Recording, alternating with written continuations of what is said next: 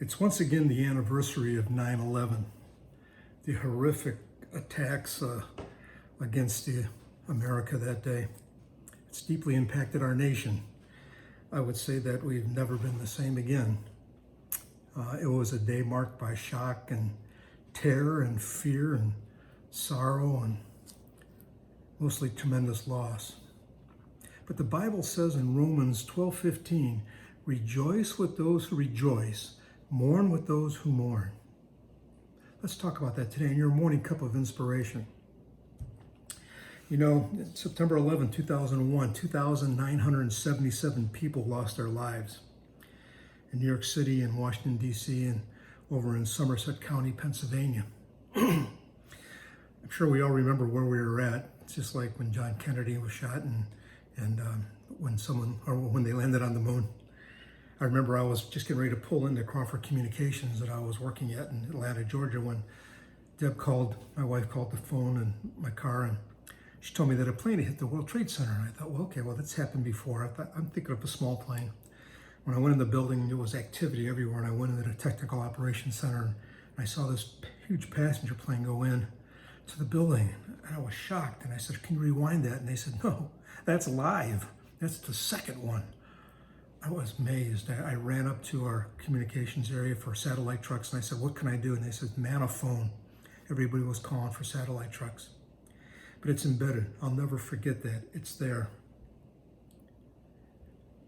Memories like that shape our lives, our homes, our families, our nation. But it says, rejoice with those who rejoice and mourn with those who mourn. Well, who's rejoicing? What about the people that were saved? People that didn't show up for work, people that maybe missed a flight or changed the reservations, were in the other part of the Pentagon. Steve Scheibler was an American Airlines pilot who was scheduled to fly Flight 11 that day from Boston. That was the first plane that went into the World Trade Center, but he was bumped by a senior pilot, Tom McGinnis.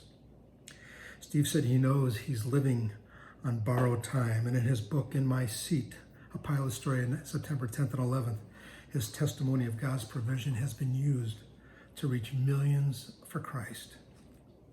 2 Corinthians 4:8-9 says, we are hard pressed on every side but not crushed, perplexed but not in despair, persecuted but not abandoned, struck down but not destroyed. Even though there's sorrow, there were some people rejoicing that their family members were saved.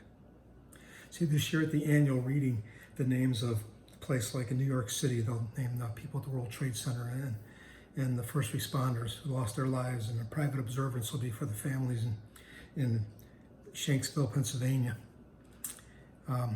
where United 93 went down. And there'll be a ceremony at the Pentagon to honor the 184 victims there. Thank God we still live in a country where freedom reigns. Our religious liberties are being tested, but we can still seek God and we can still worship Him without fear. God bless everyone. I hope you will remember the people today that lost their lives and remember their families, mourn for them, and be happy for the ones that are still here and that are serving Christ. We may have lost thousands, but just through Dr. Steve alone, millions are coming to the kingdom. Just think how many are sharing their story that were saved and are sharing that with others today too. God bless you. See you again for another morning cup of inspiration. Have a wonderful day.